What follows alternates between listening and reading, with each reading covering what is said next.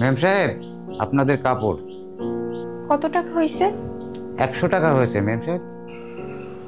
Ma'am সাহেব। হ্যাঁ বলুন। ম্যাম সাহেব, আপনি কি আমাকে একটা সাহায্য করতে পারবেন? সাহায্য? কেমন সাহায্য? ম্যাম সাহেব, আমার না 2000 টাকার খুব দরকার। আমি আপনাকে 1 সপ্তাহ পরেই দিয়ে দেবো। 2000 টাকা? কেন 2000 টাকা দিয়ে কি করবেন? ওই টাকাটা আমার গ্রামে পাঠাইতে হবে ম্যাম সাহেব। আমার মেয়ের পরীক্ষার ফি দিতে হবে। যদি প্রয়োজন না হতো তাহলে আমি আপনাকে কখনো বলতাম না। প্লিজ ম্যাম সাহেব, না বলবেন না। আমি অনেক আশা করে আপনার কাছে এসেছি।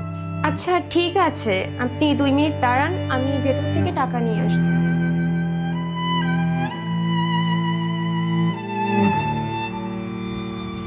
এই নিন আঙ্কেল, আপনার কাপড়ের 100 টাকা। আর এই যে আপনি 2000 টাকা চেয়েছিলেন না, এই যে সেটা। অনেক অনেক ধন্যবাদ। টেনশন করার দরকার নাই ম্যাম সাহেব, আপনাকে আমি 1 সপ্তাহ পরেই ফিরিয়ে দেবো। টাকা ফিরিয়ে দিয়ে চিন্তা করার কোনো দরকার নেই। আগে আপনি আপনার প্রয়োজন মেটান। টাকা আর কোথায় পালিয়ে যাচ্ছে? আপনিও এখানে আর আমিও এখানেই আছি। ঠিক আছে ম্যাম সাহেব, তাহলে আমি যাচ্ছি। আচ্ছা ঠিক আছে।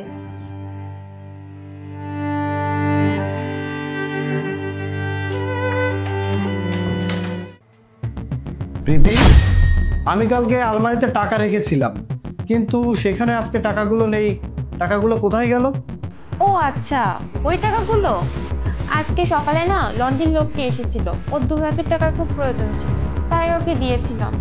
তাছাড়া ও যেভাবে চেয়েছিল না, আমি ওকে বারণ করতে পারিনি।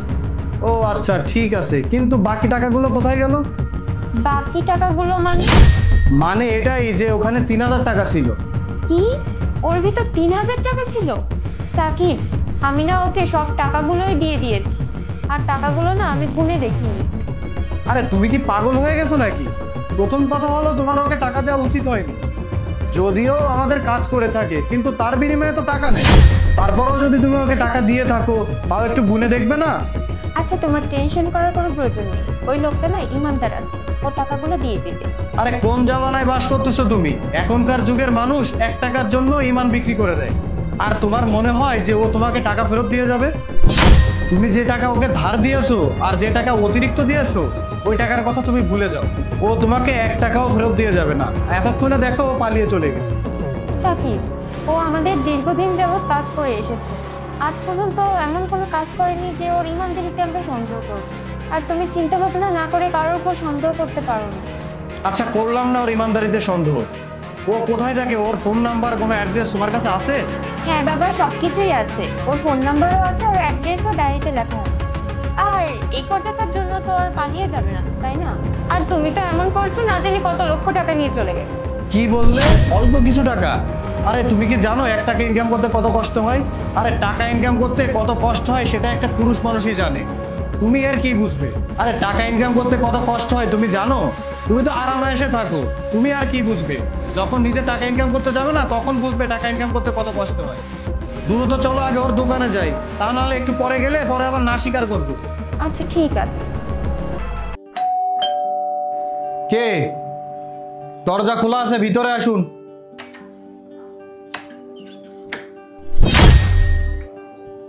ম্যাম সাহেব, আপনার তো 2000 টাকা দেওয়ার কথা ছিল, কিন্তু আপনি ভুল করে আমাকে 3000 টাকা দিয়ে ফেলেছেন। এই নেন ম্যাম সাহেব, আপনার 1000 টাকা।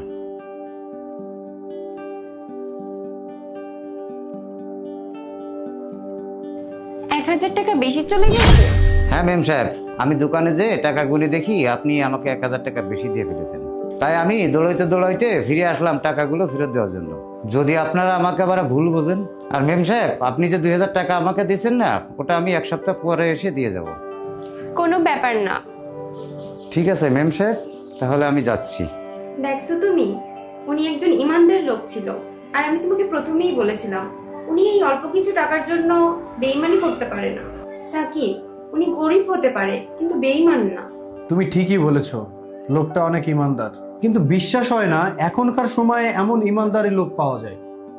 আমার মন পুরো ছুঁয়ে দিয়েছে ও। আর শোনো, ও যদি ওর টাকা ফেরত দিতে আসে, তুমি ওই টাকা নিবে না, ওরে ওই টাকা দিয়ে দেবা আর বলবে এটা তোমার ইমানদারির পুরস্কার। এমনিতেও আমি ওই টাকাগুলো নিতাম না। আর একটা কথা, ও যদি আমাদের কাছে কখনো সাহায্যের জন্য আসে, তুমি কোনো চিন্তা ভাবনা ছাড়াই ওকে সাহায্য করবে। আর কোনো হুকুম আমার জাহাপানা? না না, এটুকুই যথেষ্ট।